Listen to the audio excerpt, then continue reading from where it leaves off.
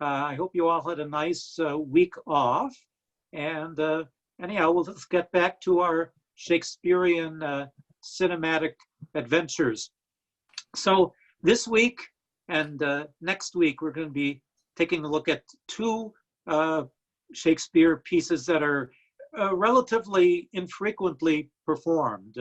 Next week, The Adventures of Pericles, and this week, the Life and Death of King John. So this is a little bit of a a look at some pieces that really only the real Shakespeare experts and super fans know about, I think. But before getting started, I just want to make a recommendation for you. Those of you who were here a couple of weeks ago remember seeing and discussing the play The Tempest. And I think that if you've had that experience of immersing yourself in that final great last play that Shakespeare wrote by himself, I think you'll be very interested to pick up a novel by Canadian writer Margaret Atwood. It's a novel with the unusual name Hagseed, Hagseed.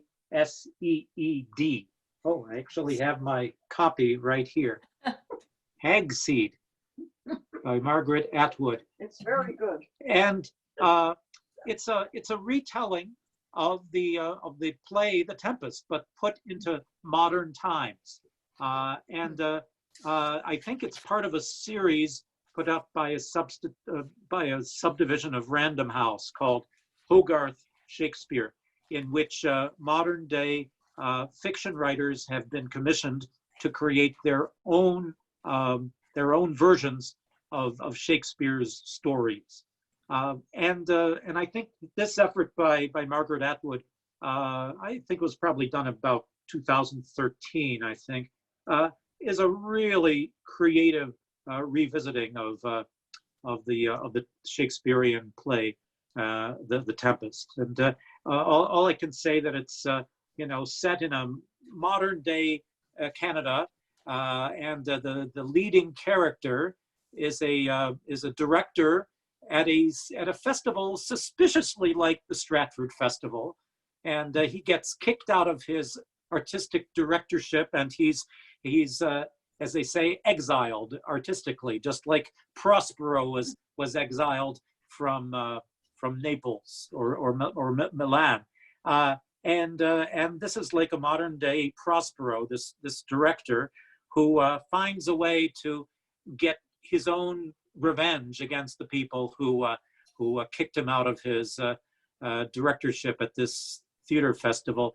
And it's a very, very clever revisioning of this story. I think that there's probably about a dozen copies of this book at the public libraries, and I'm sure it's at some of the bookstores as well. It's a moderate read, maybe 250 pages or so, and I think you'll find it a very interesting retelling of the story. If you've already gone through the piece in Shakespeare's terms, I think you'll find Atwood's variation to be quite engaging. So Hagseed, check it out. And I'll just put that away. Thank you. Now, the life and death of King John. I think probably to Americans, we probably do not know that much about King John. And I think some of us might be aware, if we see a story about Robin Hood, we probably think about King John as being one of his villainous opponents in that legendary story. And some of you might remember King John from this class I taught a few years ago called Hot Docs. Does that ring a bell with any of you about what King John's role was in terms of this little survey of great documents? I think I saw a few hands up. The Magna Carta. Yes. I remember it from the class, And I was wondering whether he gave up his crown on Ascension Day as he did toward the end. Did he do that before or after he signed the Magna Carta? Well, that's why I asked you about John and the Magna Carta, as you just mentioned. Shakespeare doesn't even mention the name Magna Carta in this play.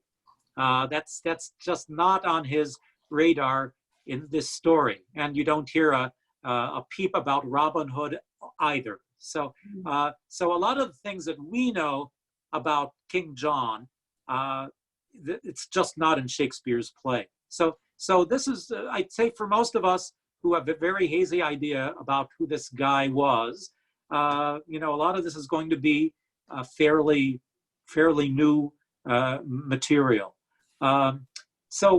This is I don't think anyone will consider this one of Shakespeare's masterpieces in the historical play genre. I think most critics would cite plays like maybe Richard II or Henry IV, parts 1 and 2, and Henry V probably in his high point as a playwright of historical material. But I'd say that certainly that King John is certainly on the road to those latter-day masterpieces. And I don't think you're going to look at a play by Shakespeare, and certainly not this one, in order to find out what really happened in English history. Because Shakespeare, he was a wonderful writer for the theater, but he was not a historian. And he drew from historical accounts, but he was aiming to create exciting theater. He wasn't necessarily trying to create historical documentaries. So he includes a lot of historical facts or historical suppositions in these plays, but they're certainly not intended to be strictly historically accurate. I mean, I don't even know that was necessarily an intention of Shakespeare, but we certainly can say that he plays with a lot of various historical ideas in these pieces. They're his raw material in these plays. So let's get a bit of an idea of who this King John was. And I thought I'd like to start by quoting a bit from this book called The Story of Britain by an English historian named Rebecca Fraser. And then it goes from Roman times up to the present century. But let's take a look at what she has to say about King John. So his dates, just to get us historically oriented. Let's see.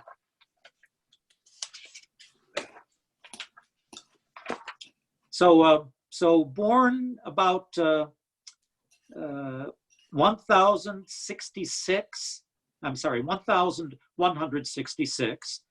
and died in 1216. So roughly 49 or 50 years old when he died. But that was par for the course in those days. And he reigned between 1199 till his death in 1216. So roughly about 17 years he reigned on the English throne. And let's see here.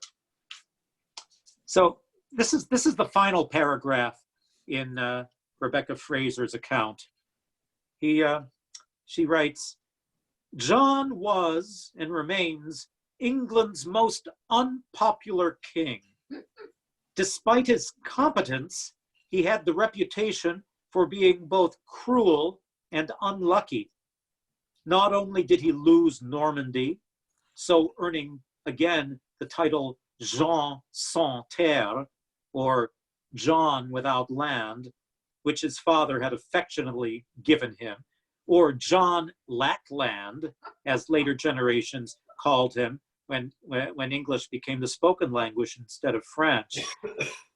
He is also said to have lost the crown jewels of England when, in October of 1216, shortly before he died, his baggage train was sucked down in a whirlpool formed by the incoming tide as it crossed the channel of the Welland. At a point still known as King's Corner between Cross Keys Wash and Lynn, as the king supposedly watched from the northern shore, half his army disappeared beneath the waters of the Wash, and the crown of England was never seen again. And this episode would enable many school children to joke that John had lost the crown of England in the Wash. So that's the final paragraph of her essay. Let me start again from the beginning of her chapter. She writes, until the late 19th century, John's reputation was one of the lowest. His decadent personal habits and taste for cruelty, which was egregious even in a brutal age. He had an appetite for ordeals and executions. Now, this cast a long shadow. In addition, his quarrel with the papacy turned all monk chroniclers against him. As the curator of the once formidable Angevin Empire, that's a term that's used for the empire that consisted of the British Isles and the portions of sort of the western part of France that were controlled by the sort of the Norman conquerors, the Angevin Empire. He was soon to be humiliated by the loss of Normandy and all his northern French possessions. England was left only with the Channel Islands as the last remnant of the Norman duchy and Queen Eleanor's country of Aquitaine. So thus his nickname, John Lackland. And then she continues on, in some ways, John was in fact a better ruler of England than his brother.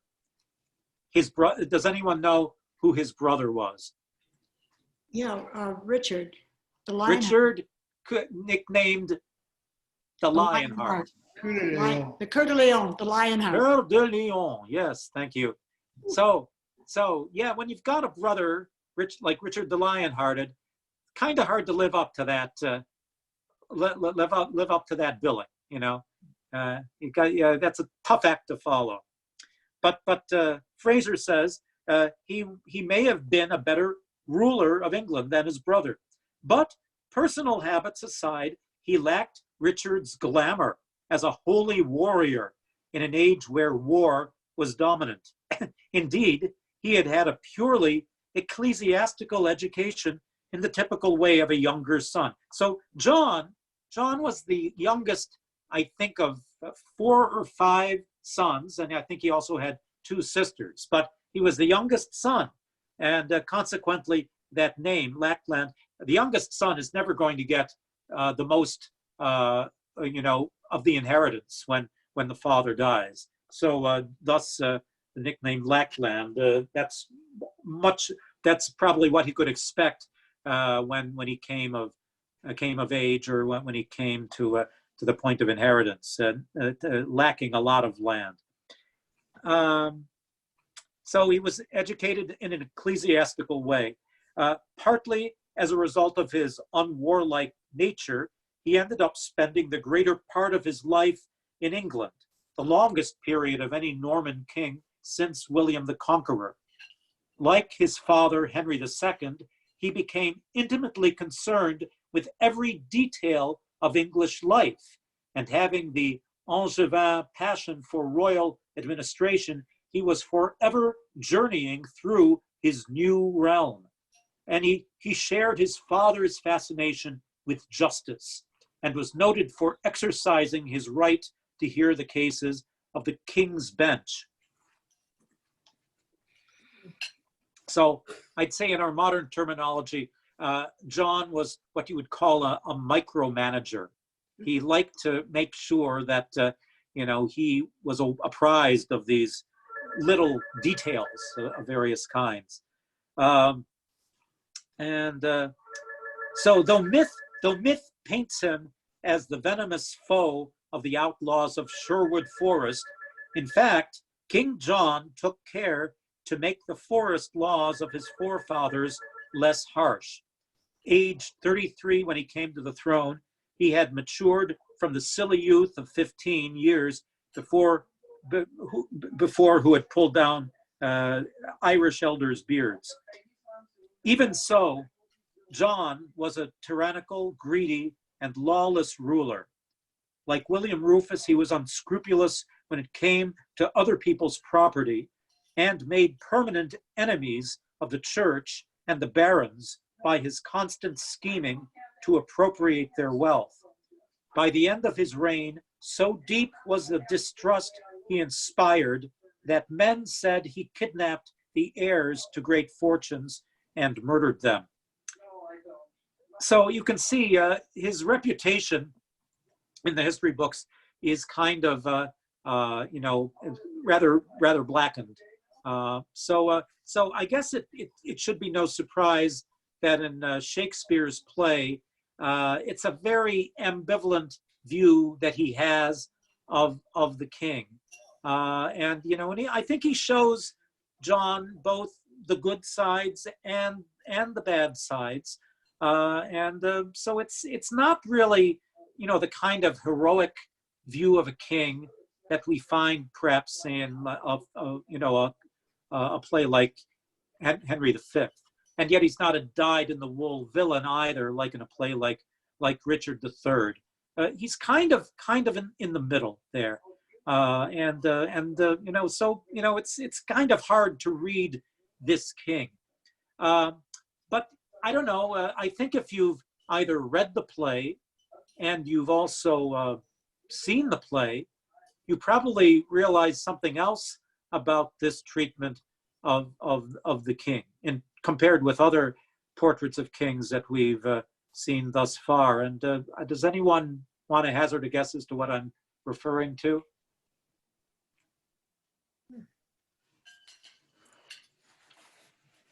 Well, not to keep you in suspense, I would venture to say that King John is not actually the leading character in this play. I don't think you can say that about King Lear or about Macbeth or Richard III, but he actually has less lines than another character in the play. Does anyone know who I'm speaking about? Probably Yeah. the bastard, huh? Bastard, yeah. Yes.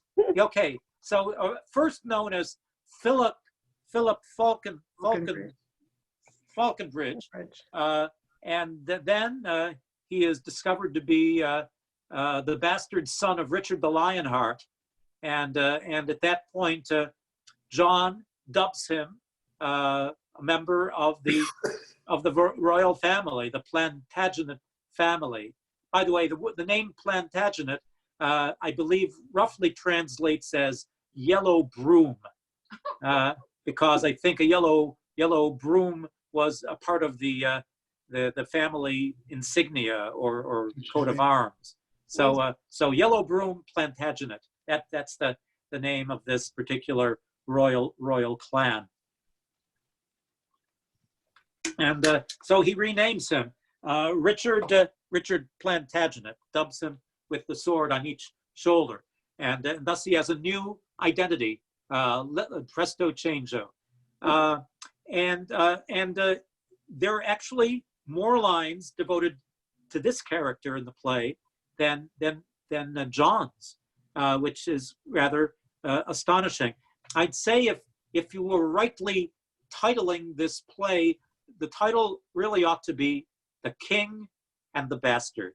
And in a sense, the audience is really being asked, in a sense, to weigh the merits of these two characters throughout the play, and ask which of these really is entitled by pure right, by pure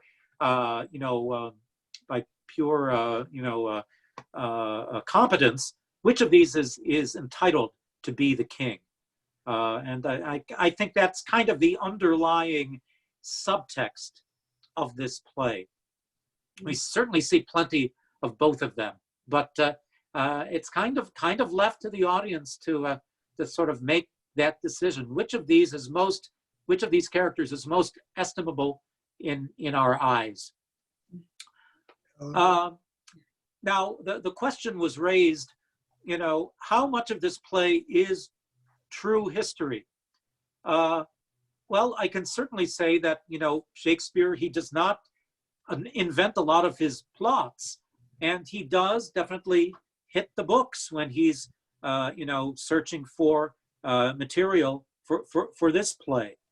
Now, many people believe that Shakespeare was also using as a model for this play another play that was getting performed in the 1590s, that's known as The Troublesome Reign of King John.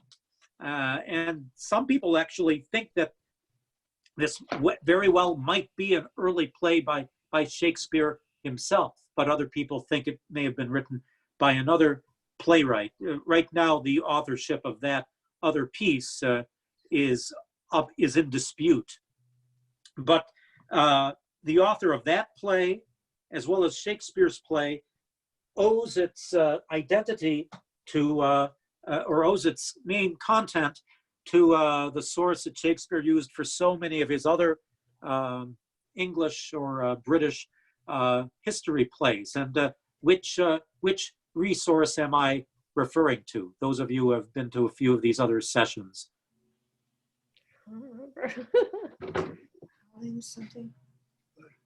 Okay, does the name of Raphael Holinshed ring a bell? Yeah, Howling something, I said. Okay, Raphael Holinshed, simply known to people as Holinshed's Chronicles, which contained histories of England, Scotland, Ireland, etc. So that's where you get so much of the content about this, so much of the content of this play.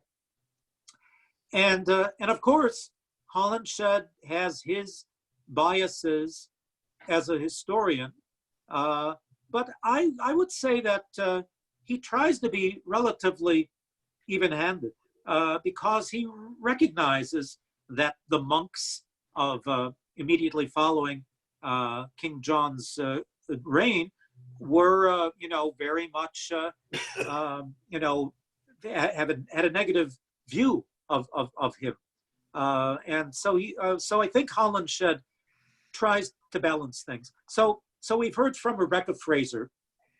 Let's hear from Raphael Holinshed from circa 1587. Just a few years before Shakespeare writes his play. So this is from the end of his account about King John's reign.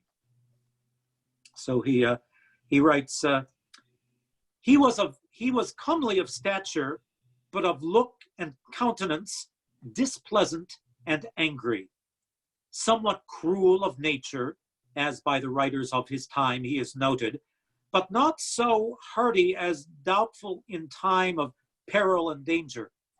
But this seemeth to be an envious report uttered by those that were given to speak no good of him, whom they inwardly hated. Howbeit some give this witness of him, as the author of the Book of Barnwell Abbey and other, that he was a great and mighty prince, but yet not very fortunate. That's an interesting term, because I think the image of Dame Fortune, this goddess of luck, goddess of chance, that looms kind of large in Shakespeare's play. So not very fortunate. Much like to Marius, the noble Roman, tasting of fortune both ways, bountiful and liberal unto strangers, but of his own people for their daily treasons practiced toward him, a great oppressor, so that he trusted more to foreigners than to them, and therefore in the end he was of them utterly forsaken.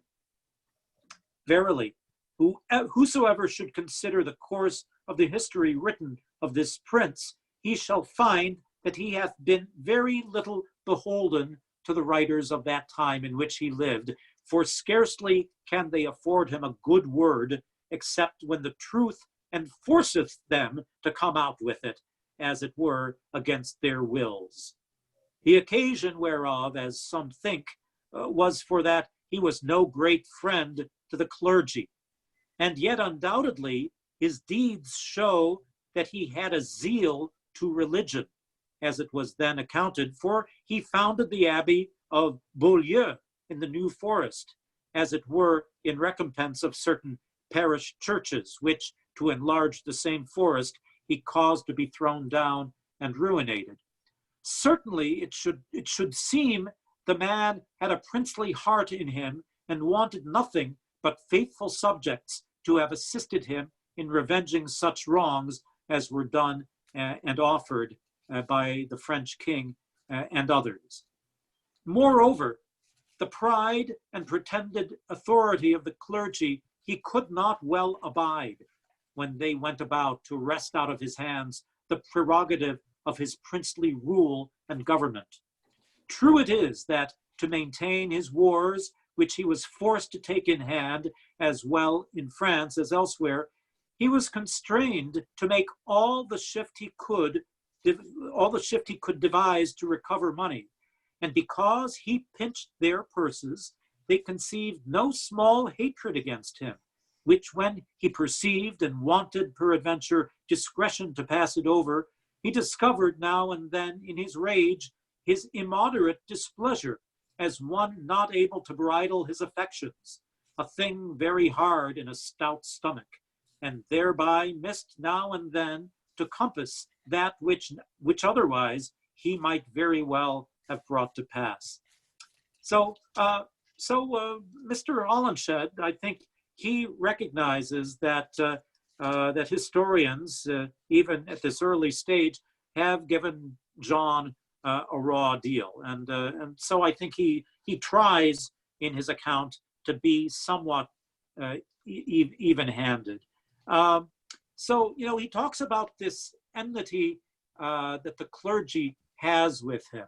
So there was this incident in John's reign where, and this is kind of brooded about in the plot of Shakespeare's play, that there is this this bishopric of Canterbury, in which the present day occupant of this bishopric died, and there had to be a replacement for this bishop, and the members of this abbey at Canterbury decided to promote one of their own to the rank of bishop, but they did not consult the king, and it's not in the rule book, but it was customary that the king should be consulted. And they sent this nominee off to Rome to be fully invested, and the king, when he realized this, he said, no, this cannot be. And the abbey sends yet another nominee to Rome to be chosen instead. And the Pope says, no, none of these people are suitable. And the Pope actually offers his own nomination for this bishop of Canterbury, and he says, this is my choice as a theologian, very skilled theologian who was living in Italy at the time, named Stephen Langton. That was his nominee, and then he sends the news to England that that's his decision.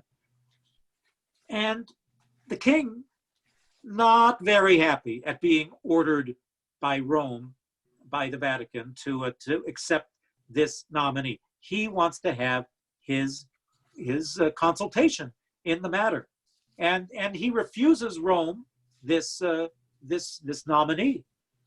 And the Pope starts to play hardball with the king. And he says to the king, he writes to the king, if you will not accept my nominee, then I'm going to disallow uh, masses to be held in England. All over England, people will not be able to take their sacraments. I think he did make dispensation for baptism and final unction so that people would not, die in sin. But otherwise, it was like the Catholic Church going on strike in England, in a way.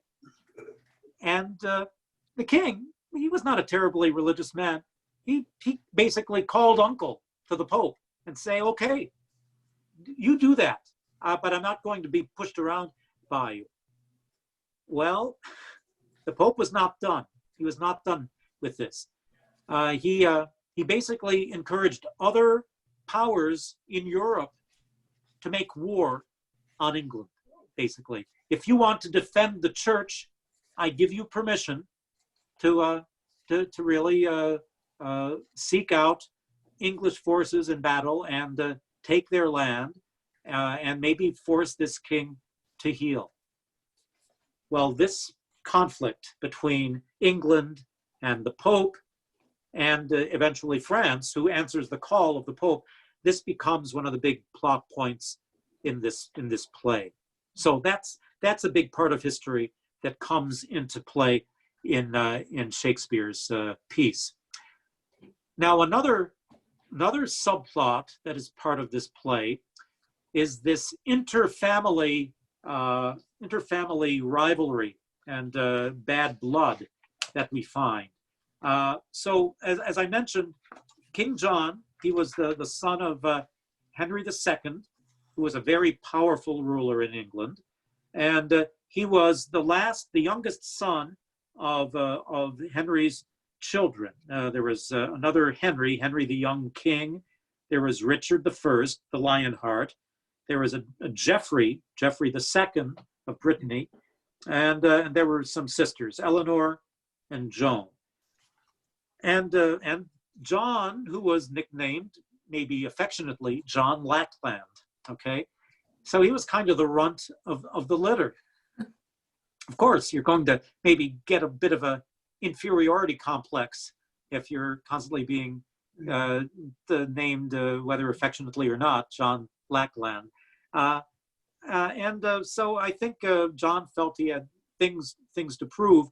In the meantime, this elder brother, Richard, the Lionheart, he, while he's on one of his crusades, he's captured by one of his enemies and put in prison.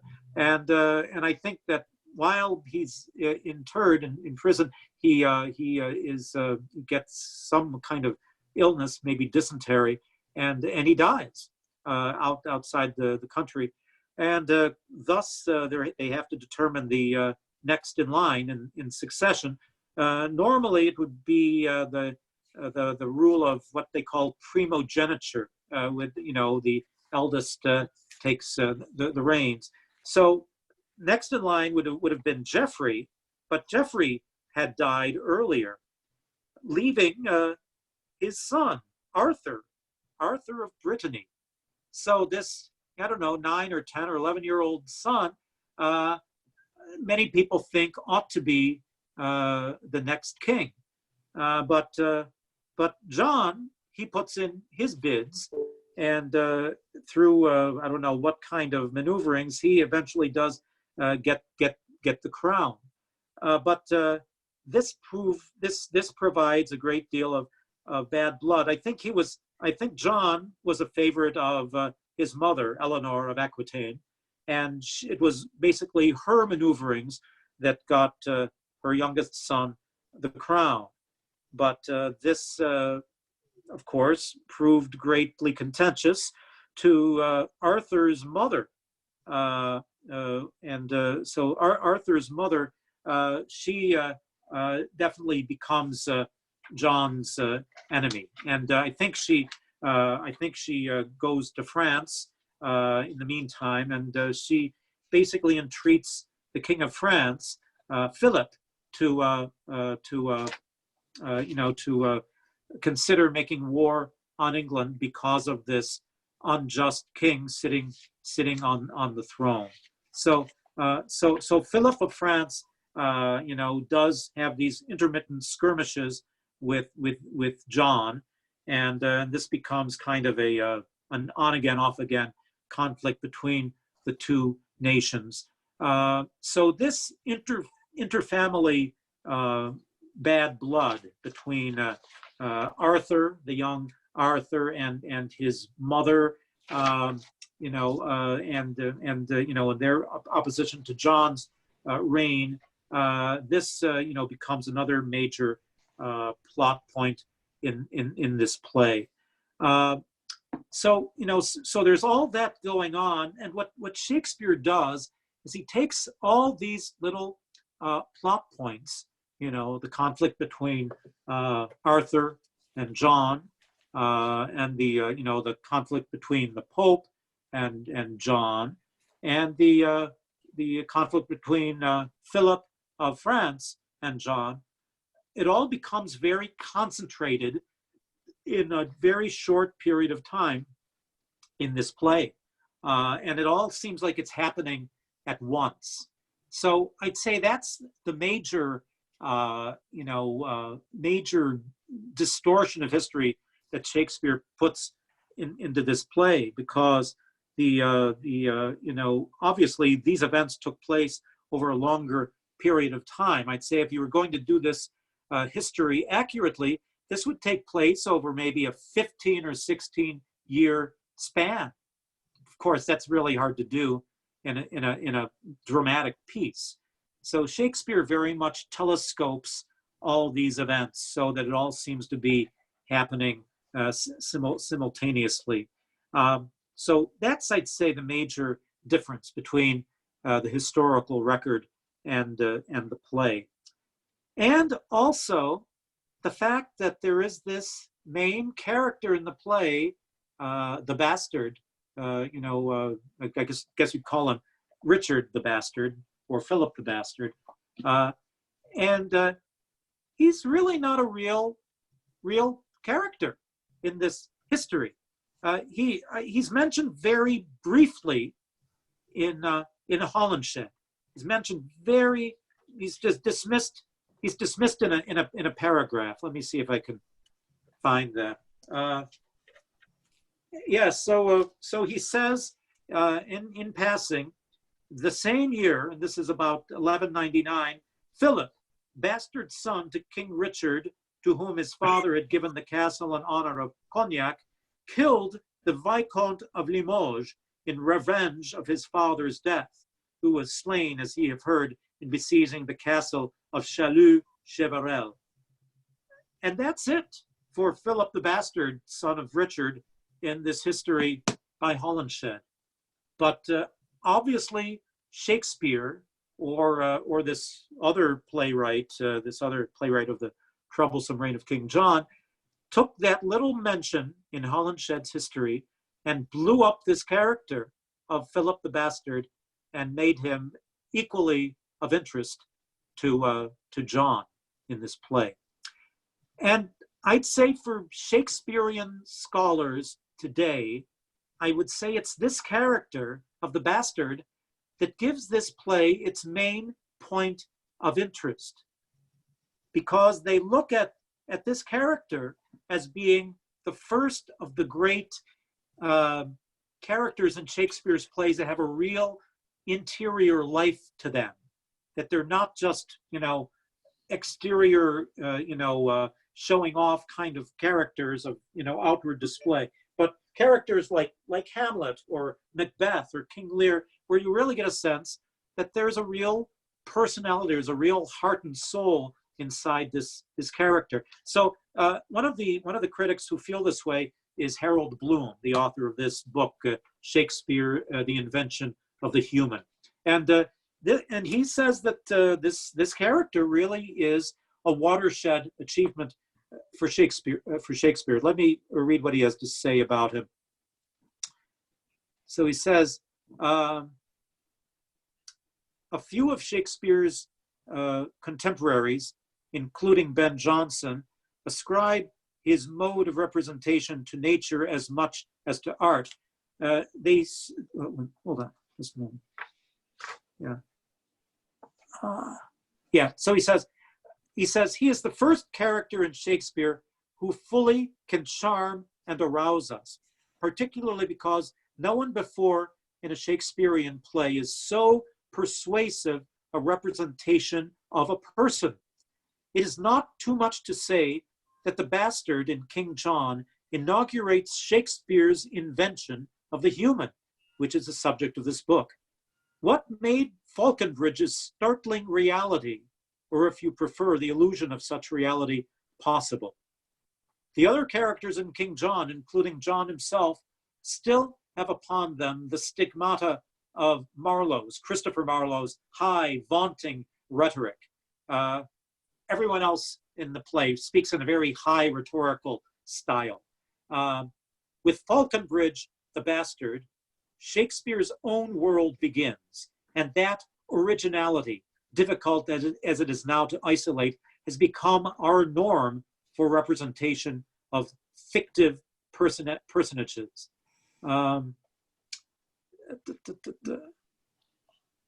So he says, Falconbridge is Shakespeare's only amiable bastard, unlike the Don John of Much Ado About Nothing, Thersites and Troilus and Cressida, and the sublimely fearsome Edmund of King Lear.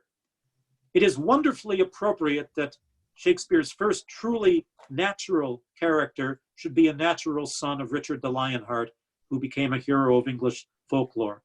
Falconbridge is himself lion-hearted, and indeed avenges his father by slaying the Duke of Austria, who had turned loose a lion upon his captive, the Crusader English king. Critics agree that Falconbridge's appeal to English audiences is that he is both royal by birth and yet only gentry by upbringing and on his mother's side, seduced as she was by King Richard I. The bastard thus stands in King John for all the popular virtues: loyalty to the monarchy, courage, plain-spokenness, honesty, and a refusal to be deceived, whether by foreign princes or domestic churchmen or by the Pope and his minions. Though Shakespeare has the bastard vow that he will worship commodity or Machiavellian self-interest, neither Falconbridge nor the audience believes this exasperated declaration. So this is someone in this play who is not simply, a person displaying outward showings of this idea or that idea or this emotion. He's someone who actually has a very strong inner life and someone who has a strong sense of who he is. King John in the play, he is rarely alone on stage and rarely confides to us in the audience what he's really feeling. Most of the time, he's taking part in very public scenes where he has to be the politician, where he has to be the king. And it's very rare, very, very rare that we see King John actually being just, just a father or just a husband or just a son, just a person. He's always acting in this kind of self-interested political role. It's only, a character like this bastard, Falconbridge, who you really get a sense of a full dimension individual, not just someone acting a part on the political stage. So let's take a look at some of the characters that we do find in the play, and let's get a sense of how they stack up with each other.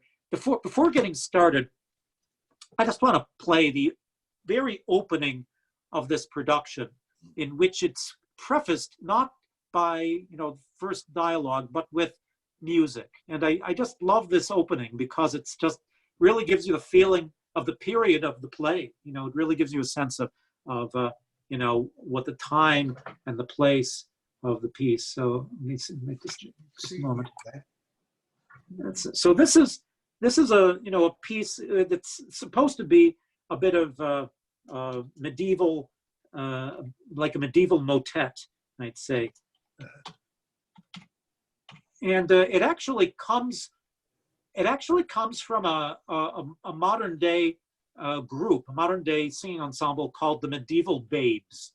But I think they really stole this tune and words from the Medieval Babes. I don't know if they were credited in the program, but anyhow, I love the piece. Let's hear a bit of this.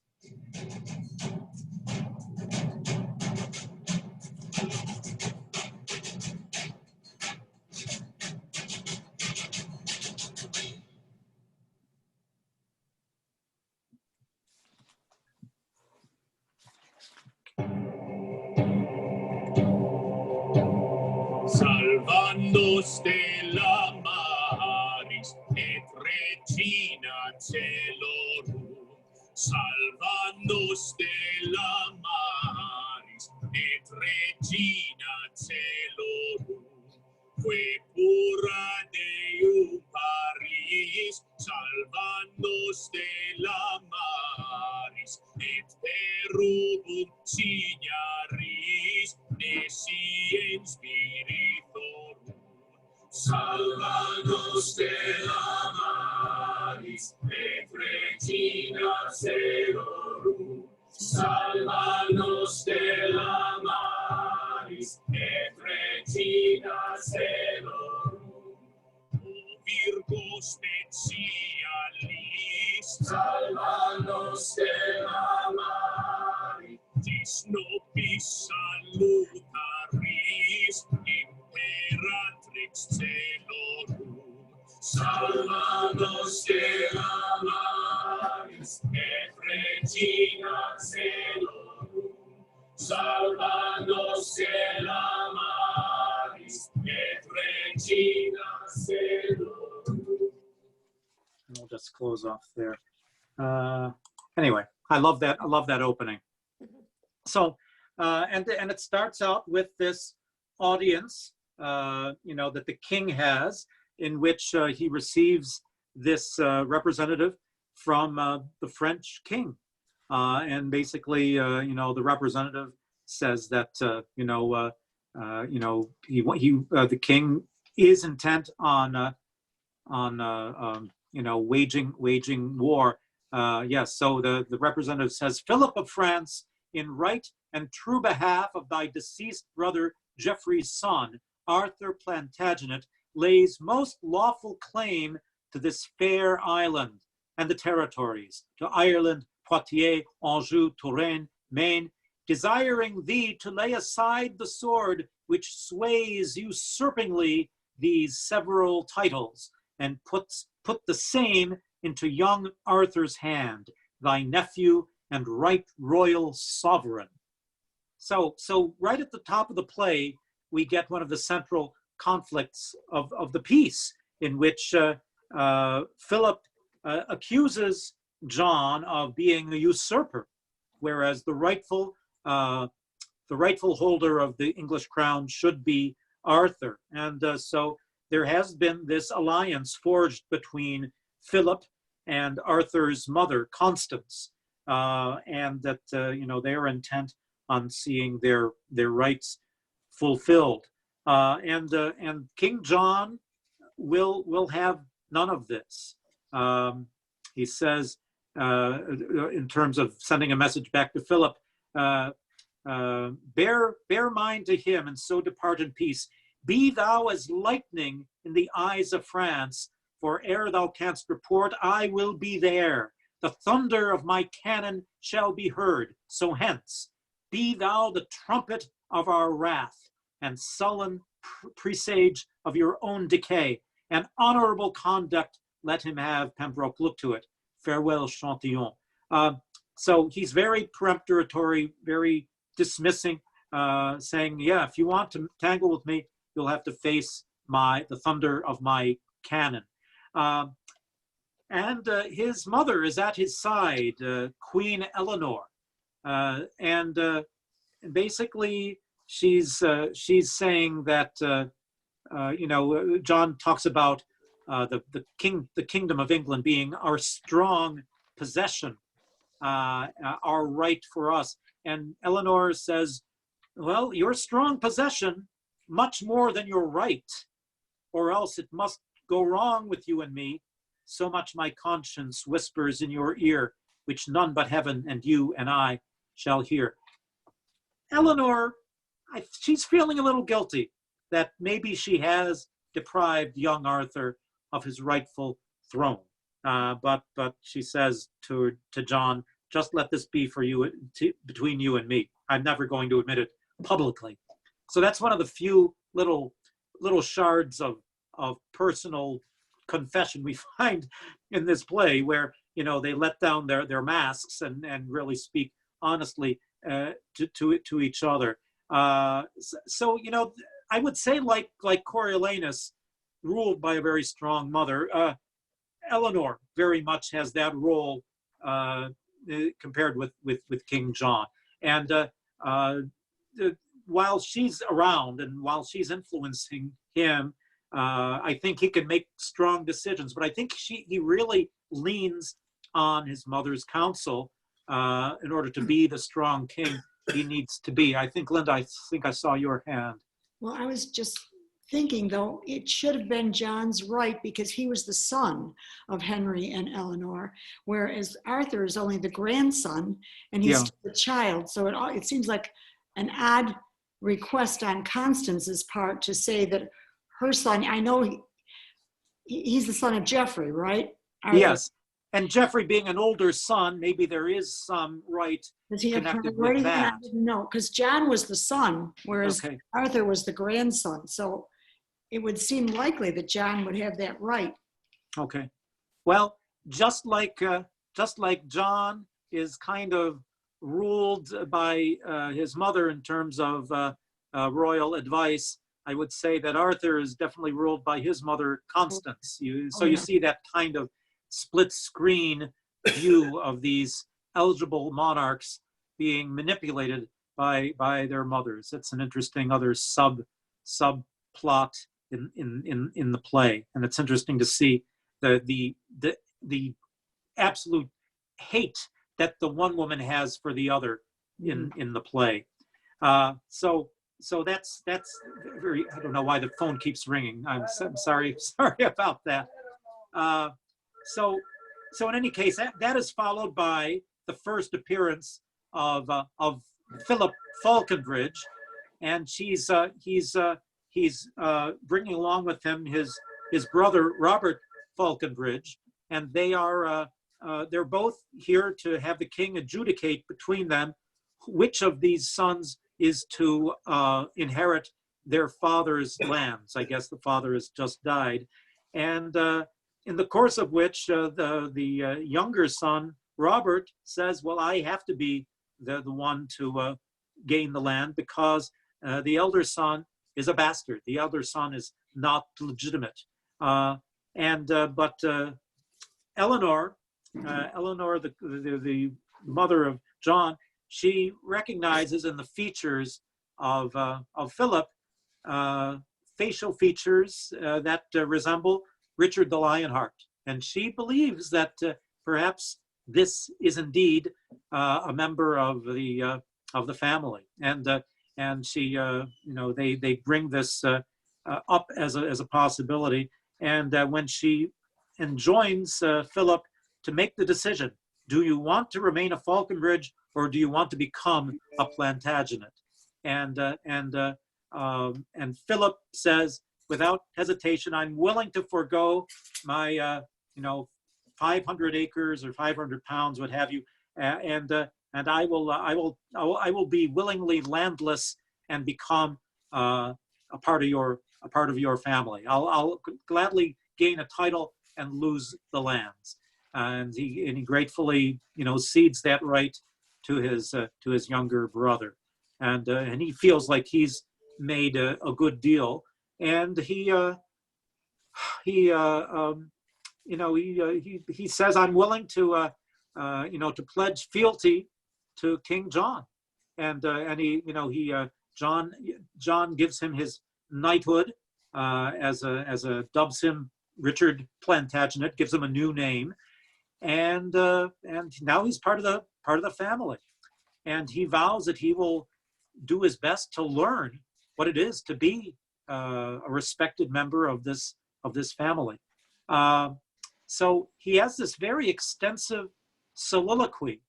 Everyone has left the stage, and he is just sort of confessing to the audience his newfound status as this newly minted Plantagenet. Let me read this little speech in which he talks about this newfound status of his. So he says, "A foot of honor better than I was, but many a foot of land the worse. Well, now can I make any Joan a lady? Good Dane, Sir Richard, God a mercy, fellow. And if his name be George, I'll call him Peter. For new-made honor doth forget men's names. 'Tis too respective and too sociable for your conversion. Now, your traveller, he and his toothpick at my worship's mess, and when my nightly stomach is sufficed, why then I suck my teeth and catechize my picked man of countries, my dear sir. And then, leaning on mine elbow, I begin, I beseech you, that is question now. And now comes answer like an Absey book. Oh, sir, says answer, at your best command, at your employment, at your service, sir. No, sir, says question, I, sweet sir, at yours.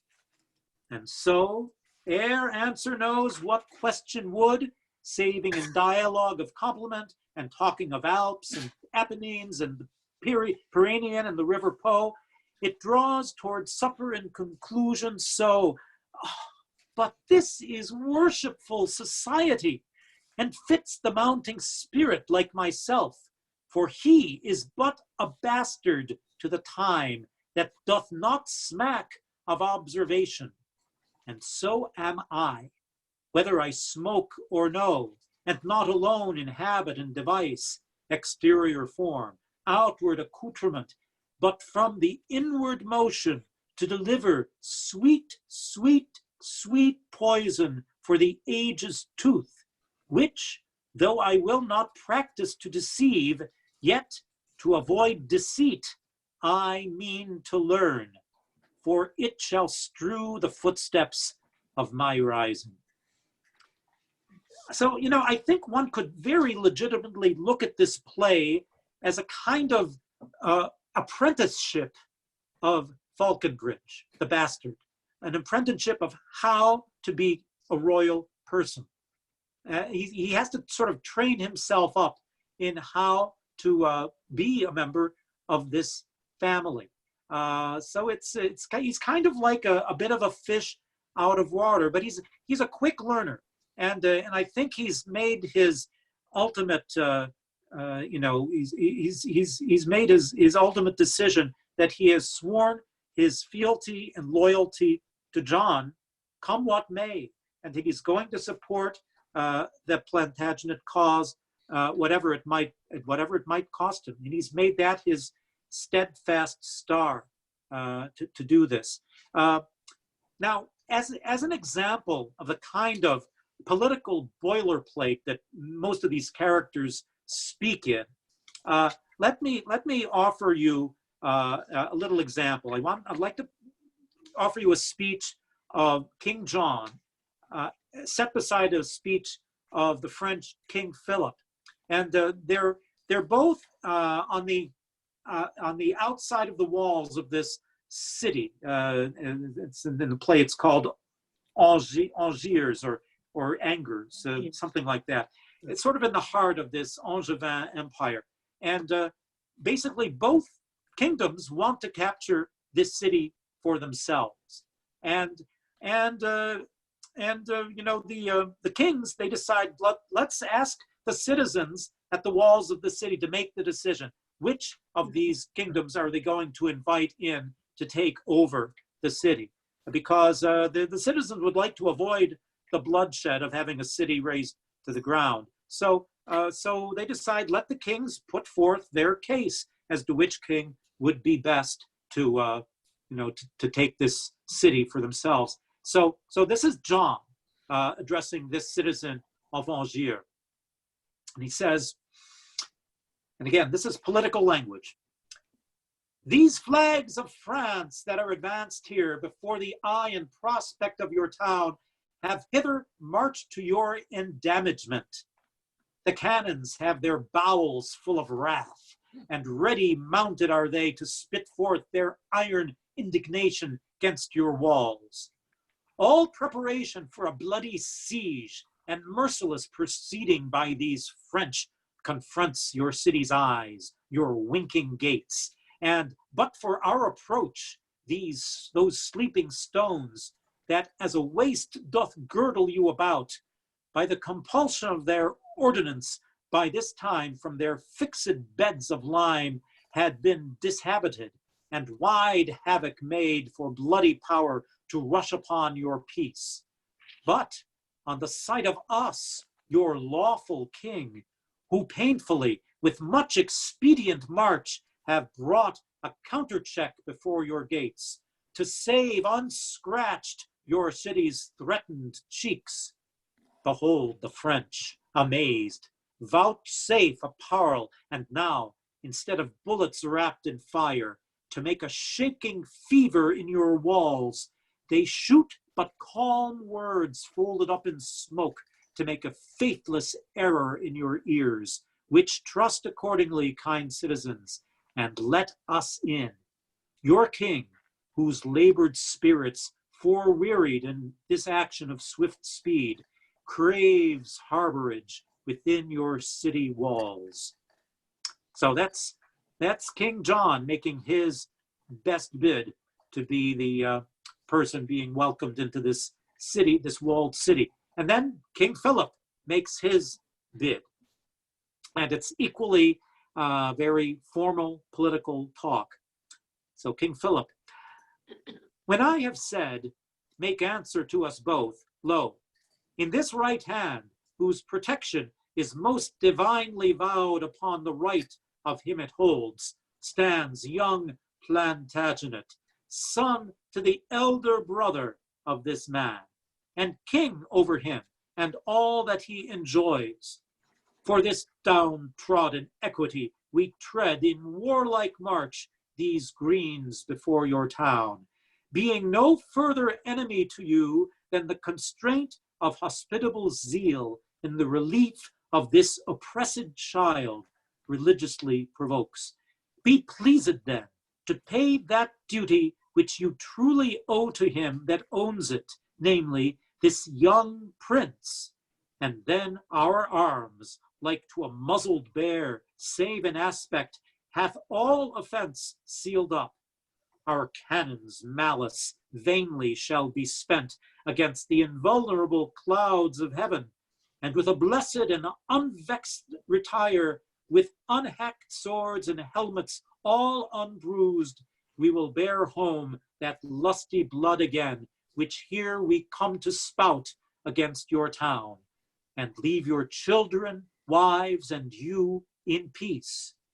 But if you fondly pass our proffered offer, 'tis not the rondure of your old-faced walls can hide you from our messengers of war, though all these English and their discipline were harbored in their rude circumference.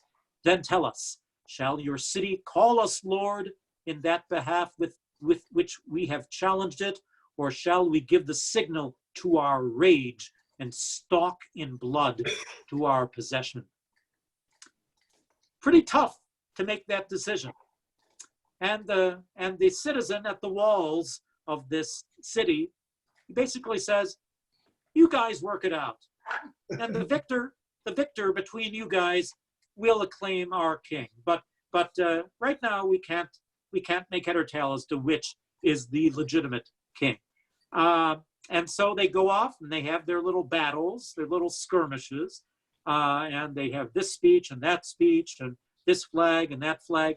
And finally, the bastard, he sticks his oar in and he has a brilliant idea. So he says to Philip and he says to John, by heaven, these scroils or skirmishes, these scroils of angers flout you, kings, and stand securely on their battlements as in a theater, whence they gape and point at your industrious scenes and acts of death. Your royal presences be ruled by me.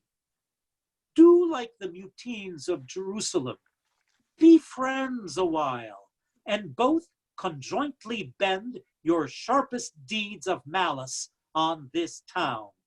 By east and west, let France and England mount their battering cannon, charged to the mouths, till their soul-fearing clamors have brawled down the flinty ribs of this contemptuous city.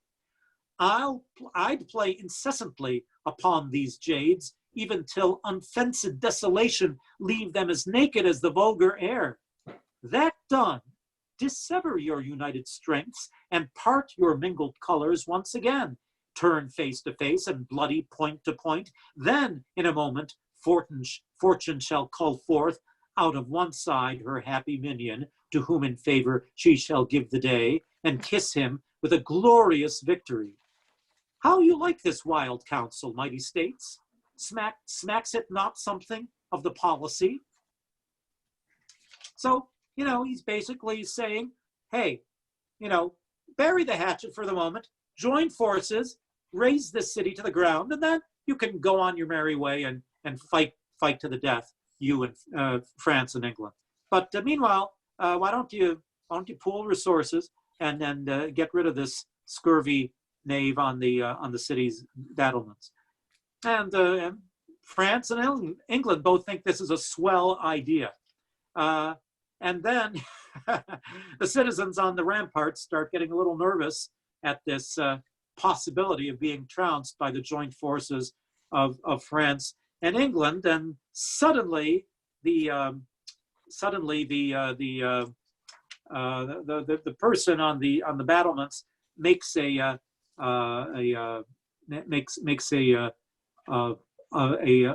offer to maybe avoid this bloodshed. And so this is a citizen named Hubert, or Hubert in French, and Hubert has this little proposal to make, and he says, "Hear us, great kings, vouchsafe a while to stay, and I shall show you peace and a fair-faced league. Win you this city without stroke or wound. Rescue those breathing lives to die in beds, that here come sacrifices for the field. Persever not, but hear me, mighty kings. That daughter there of Spain, the Lady Blanche, is near to England." So he's referring to Lady Blanche, who is a daughter of one of the daughters of Henry II, Eleanor, and who married into the French royal family, and I think maybe Alphonse, perhaps, and so they're connected with England. So that daughter there of Spain, the Lady Blanche, is near to England. Look upon the years of Louis the Dauphin, Philip's son, Louis the Dauphin, and that lovely maid. If lusty love should go in quest of beauty, where should he find it fairer than in Blanche? If zealous love should go in search of virtue, where should he find it purer than in Blanche? If love ambitious sought a match of birth, whose veins bound richer blood than Lady Blanche, such as she is in beauty, virtue, birth, is the young Dauphin every way complete. If not complete of, say he is not she. And she again wants nothing to name want, if want it be not, that she is not he. He is the half part of a blessed man, left to be finished by such as she, and she, a fair divided excellence, whose fullness of perfection lies in him. Oh, two such silver currents, when they join, do glorify the banks that bound them in, and two such shores to two such streams make one. Two such controlling bounds shall you be, kings, to these two princes, if you marry them. This union shall do more than battery can to our fast-closed gates. For at this match, with swifter spleen than power can enforce, the mouth of passage shall we fling wide ope and give you entrance. So Hubert is suggesting, if you will have this political marriage, this political match made between Blanche of Spain, allied to England, and Louis the Dauphin, the son of the King of France, you will have this magnificent alliance that will link your two kingdoms together and will open our city and our cathedral to have this royal wedding, made official. And they both agree to this. They both strangely find this to their liking, and they shake hands, they make kisses, and they go into the walls of the city to finalize these marital proposals. And the bastard watches this in incredulity, that suddenly these mortal enemies could suddenly, through this royal wedding proposal, be suddenly fast allies. And this is the moment where the bastard has his second great monologue, maybe the prime one in the play, in which he marvels at this ability for these political forces to switch allegiances at the drop of a hat, if it will benefit them. That there seem to be no firm loyalties in our modern political world. Doesn't this make it sound like a very modern play? Politics makes strong bedfellows. Strange bedfellows. Yes. So in this case, good bedfellows perhaps makes for strange politics, maybe. Here is what the bastard thinks about this. Mad world, mad kings, mad composition. John, to stop Arthur's title in the whole, hath willingly departed with a part, and France, whose armor conscience buckled on, whom zeal and charity brought to the field as God's own soldier, rounded in the ear with that same purpose changer, that sly devil, that broker that still breaks the pate of faith, that daily break vow, he that wins of all, of kings, of beggars, old men, young men, maids, who, having no external thing to lose but the word maid, cheats the poor maid of that smooth-faced gentleman, tickling commodity, the bias of the world who of itself pays it well, made to run even upon even ground, till this advantage, this vile drawing bias, this sway of motion, this commodity, makes it take head from all indifferency, from all direction, purpose, course, intent. And this same bias, this commodity, this bawd, this broker, this all-changing word, clapped on the outward eye of fickle France, hath drawn him from his own determined aid, from a resolved and honorable war to a more base and vile concluded peace. And why rail I on this commodity? But because he hath not yet wooed me yet. Not that I have the power to clutch my hand when his fair angels would salute my palm, but for my hand, as unattempted yet, like a poor beggar raileth on the rich, Well, whiles I'm a beggar, I will rail and say there is no sin but to be rich. And being rich, my virtue then shall be to say there is no vice but beggary.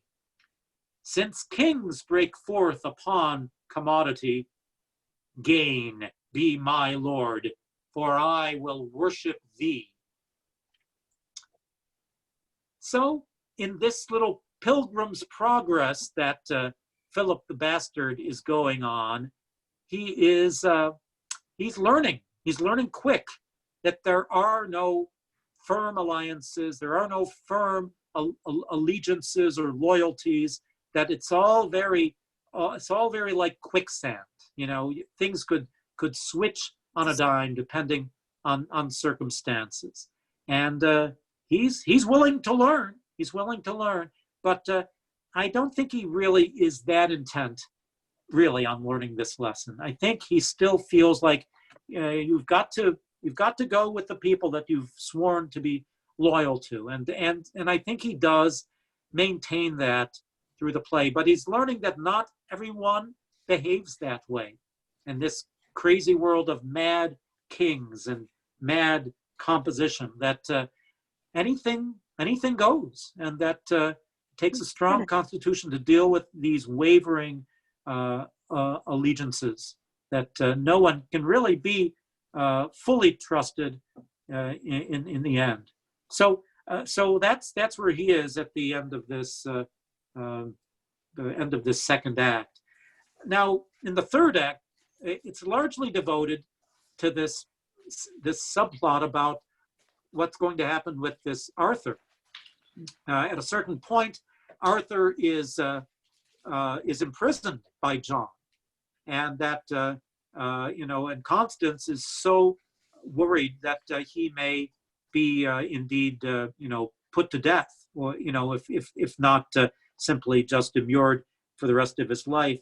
And she, in this end of the third act, she's being entreated by the King of France and by Louis the Dauphin to try to take comfort, because there is going to be this great wedding, or maybe there has been the wedding, and they're trying to say, well, finally we have peace between these kingdoms. And Constance says, "Lo, now see the issue of your peace." And the king says, "Patience, good lady, comfort, gentle Constance." And then Constance goes into this, I have to simply call it a mad scene, in which she fully vents her grief, her disappointment at being deserted by the people she thought were her allies. And it's a long scene, but just a little sample of her tremendous outpouring of woe and grief and self-pity and pity on her son. She says, "No, I defy all counsel, all redress, but that which ends all counsel, true redress. Death, death, oh amiable, lovely death, thou their odoriferous stench, sound rottenness. Arise forth from the couch of lasting night, thou hate and terror to prosperity, and I will kiss thy detestable bones, and put my eyeballs in thy vaulty brows, and wring these fingers with thy household worms, and stop this gap of breath with fulsome dust, and be a carrion monster like thyself. Come, grin on me, and I will think thou smilest, and bust thee as thy wife. Misery's love, oh, come to me." She is in full cry in this scene. Let me just read a little bit more. She says, "I am not mad. This hair I tear is mine. My name is Constance. I was Geoffrey's wife. Young Arthur is my son, and he is lost. I am not mad. I would to God I were, for then 'tis like I should forget myself. Or if I could, what grief should I forget? Preach some philosophy to make me mad, and thou shalt be canonized, Cardinal. For being not mad, but sensible of grief, my reasonable part produces reason, how I may be delivered of these woes, and teaches me to kill or hang myself. If I were mad, I should forget my son, or madly think A babe of clouts were he. I am not mad. Too well, I feel the different plague of each calamity. I'll just stop there. She does go on a bit, and some people feel like it's just too much. You know, just you can be too grief stricken, but she definitely goes the distance during this scene. But she has reason to grieve because the king in a previous scene has hinted that King John, I'm talking about King John of England, King John has hinted to this citizen of Angiers, Hubert, that he would definitely gain the king's favor if he could get Arthur out of the way, out of the king's way. Well, how do you do that? How do you get a prime foe out of the way? You kill him. You know, hint, hint, nudge, nudge. What? That doesn't take a scientist to realize what the king is Or talking about. poison. Well, there you go. There's a lot of ways to do it. Bird- Well, Hubert, he's very creative, and he's got a signed directive from the king, and I don't know why they have this variation in the play. I think Shakespeare just thought he wanted to make a more thrilling scene, and so instead of killing him straight off, I think he felt that he would have Hubert take a hot iron poker, and put out the young child's eyes with this hot poker. Now, what play does this remind us of? What scene in another Shakespeare play does this remind us of? Titus Andronicus.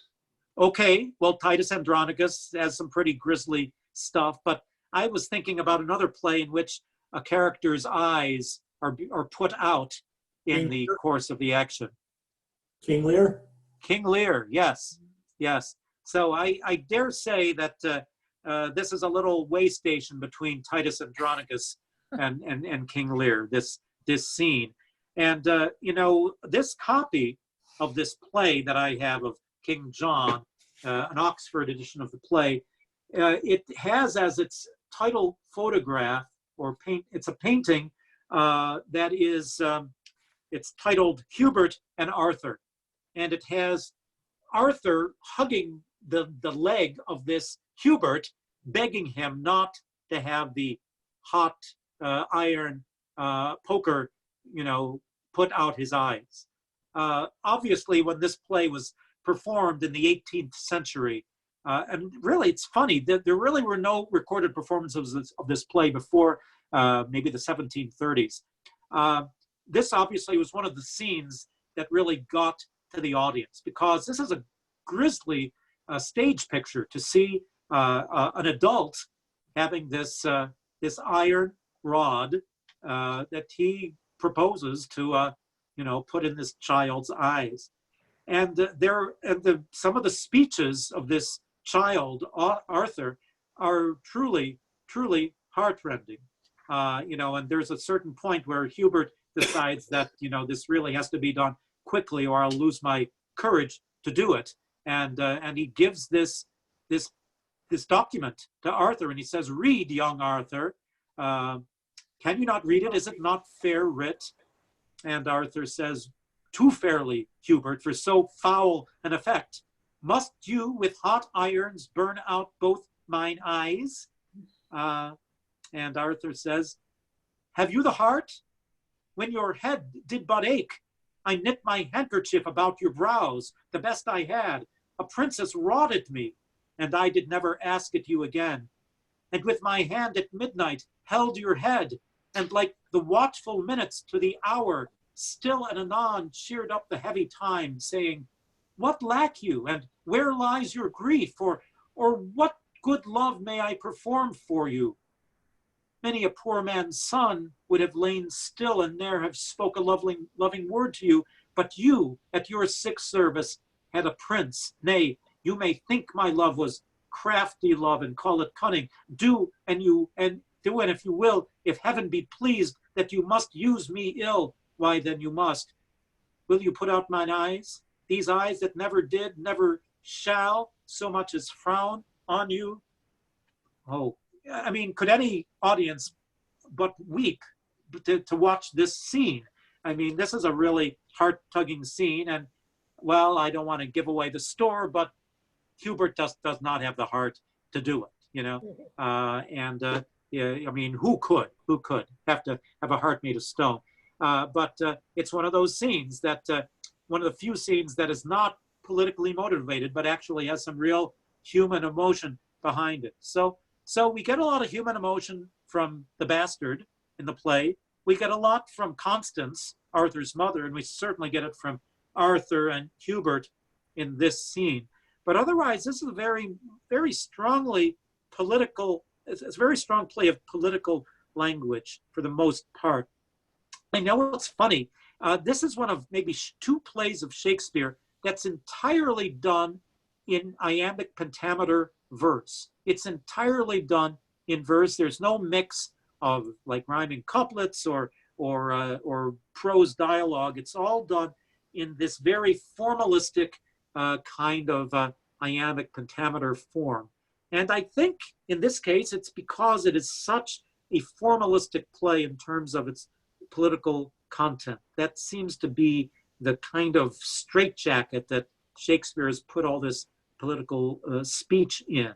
So it has a very unusual kind of sense of a kind of steady march of political formality and you know, the ways of the court. It's a very courtly language. So for those of us who are not of the court, it's kind of a hard world for us to get into. You know, we're not used to that high-flown, high-toned courtly language, and we don't speak ourselves this language of warfare and the language of diplomacy so much.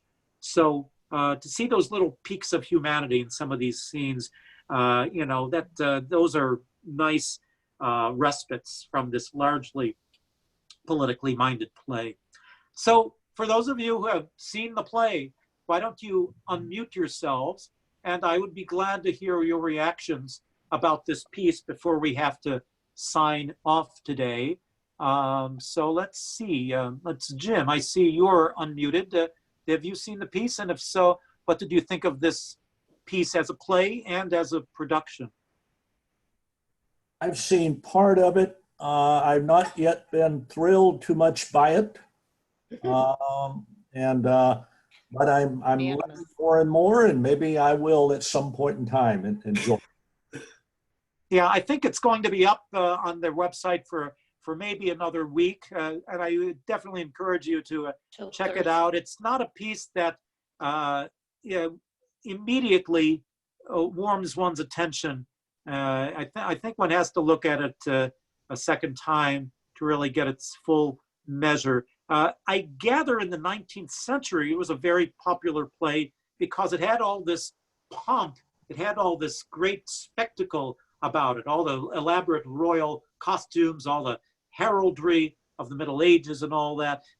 From that point of view, it really impressed 19th century audiences with its visual splendor.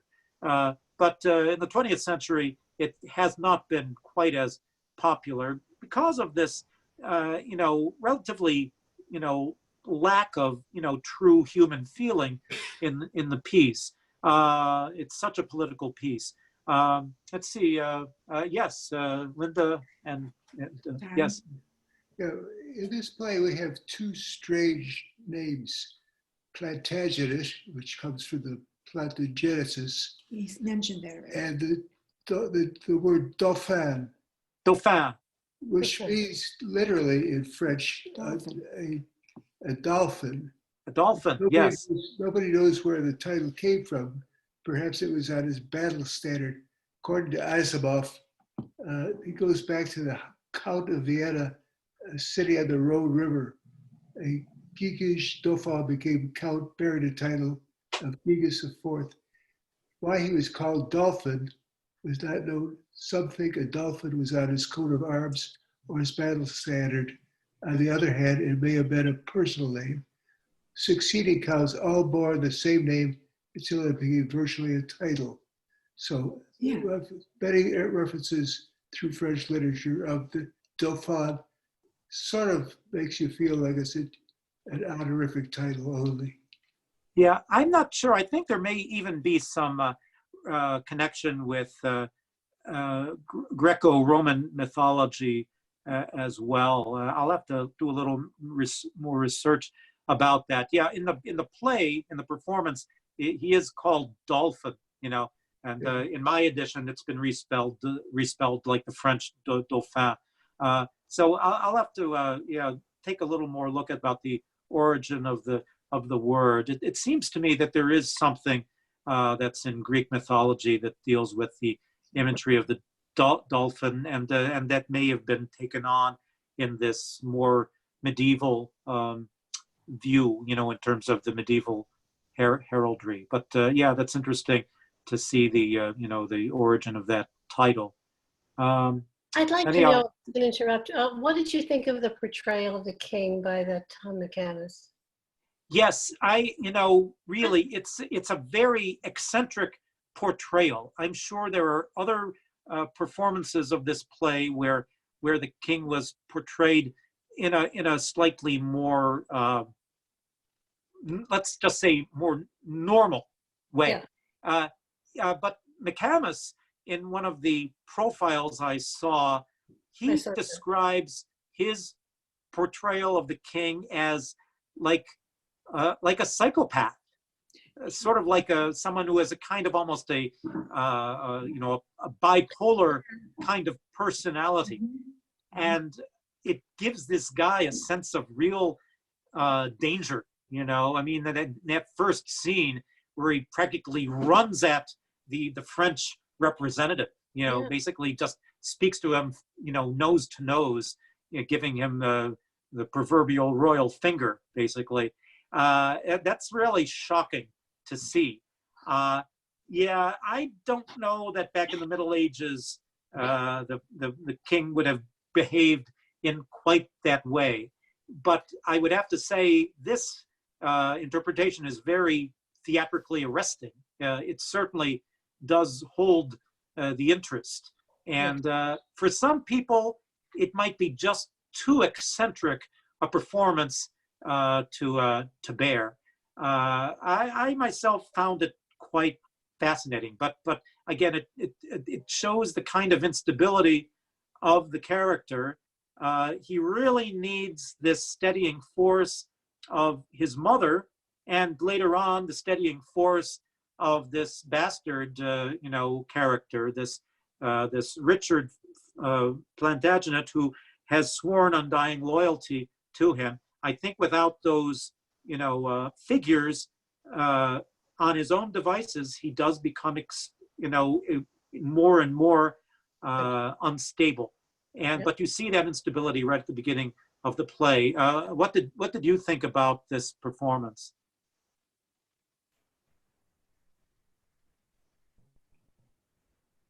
I think she has her mute on. Oh, I'm sorry. It certainly wasn't a typically regal performance, but it was a psychotic one. So it was very interesting. Yes. So that was certainly the actor's decision, and the director's, I guess. There's certainly no stage direction in Shakespeare that it should be played like that. But it's very interesting. It certainly did make you want to pay attention to what he does, because this is obviously a very volatile personality. It certainly I thought he made it work in terms of the recitation of the dialogue. He certainly managed to deal with saying the lines and creating these wildly sudden changes of aspect in the play. So, but it's certainly it makes me wonder if maybe perhaps he tipped his hand too soon. It might be more interesting to see someone starting out more stable in countenance and getting increasingly unhinged as the piece goes on. It seems to me that he starts out that way. So maybe that's another way to look at it. Let's see, Mary, Mary Lou, have you seen this film? And if so, what did you think about it? I didn't watch it yet. I'm sorry. Okay, alrighty. And let's see, who else is unmuted here? We can talk with. I watched Yes, it. yes, Gail, yes. Yeah, I really enjoyed it.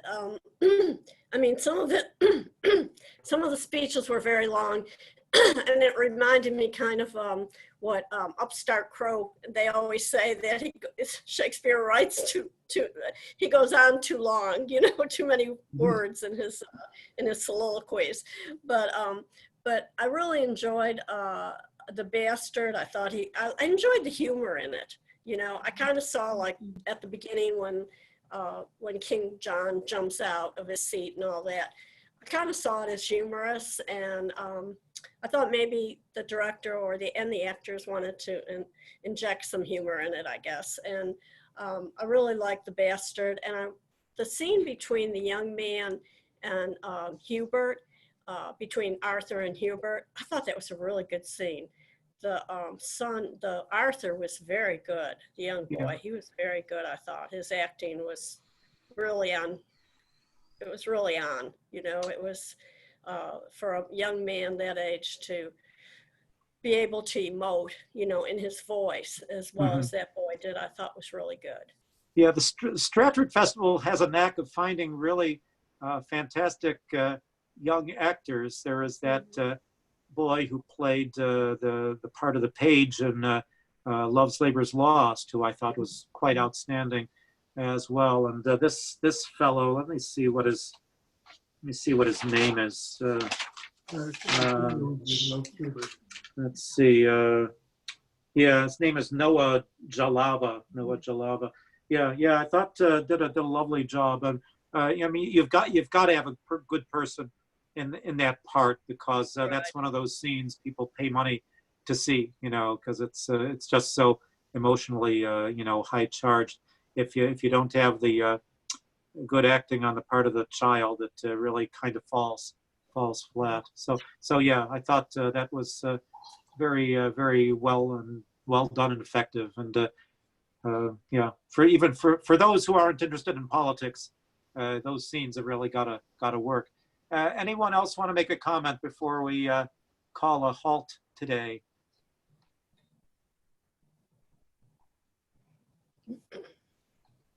Okay.